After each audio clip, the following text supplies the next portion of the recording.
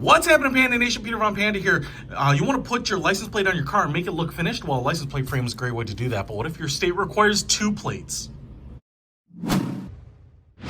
Well, then I think this is what you want. Actually, I'll show this to you. It's just 2 duplicate license plate frames here, and I think they look really great. They are stainless steel and a polished mirror-like, almost chrome-like reflection on them. You can see here, kind of got a nice ruled edge.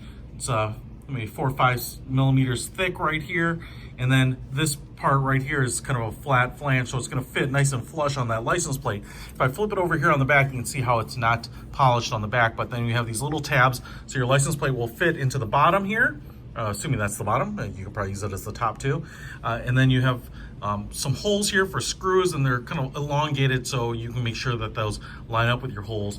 And you have these tabs up here with holes as well. You don't have these little receiver or holding tabs down here, so you can fit your plate in and flop it down and make sure that it fits. I really like the fact that these particular plates don't have kind of a big fill-in piece right here. And that's because a lot of times that's where there's your state motto or the state name or whatever it might be. And so it's kind of minimalist and it doesn't really look too chunky, but it gives you this nice ruled edge to give you a finished look, as well as kind of this flat edge so that the plate can stay flush with this. And so it should look really nice, get rid of that nasty flat edge of the license plate. Now, you do get 2 of these because here in the state of Illinois, you need one on the front and back.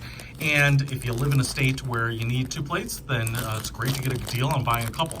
I also want to show you here too, it does come with some screws, kind of the flat screws. You would actually screw this like this on, and you put the screw there so the flange is facing up, and then you would take this plastic chrome-like cap and snap it on the top. So we might try to use that, assuming the screws fit in the holes that I already have.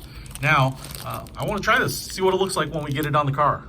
All right, so I got the license plate frame on there. Got some fingerprints all over it, but as you can see, nice and shiny. Lighting may not be perfect here, but I love the fact that it just kind of rounds those edges out, gives it a nice finished look.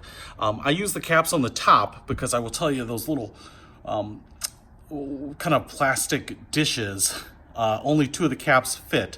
And so one of the chrome caps didn't fit in that kind of plastic insert on the bottom. Instead of having just one undone, I only put them on the top, and then I left the 2 just kind of the bare screws like that. But again, like I said, between those tabs up here, there's no kind of additional material, so the Illinois isn't blocked, the Northwestern University name there isn't blocked, and I think gives it a nice finished look. And even though I kind of wanted maybe something more of a brushed finish on this car, you know, matches the logo there nicely, but you know, it kind of helps finish off the edge of the car. And it's just kind of one of those subtle things that gives, you know, the appearance of kind of a nice detail that you won't get if you just slap your license plate on.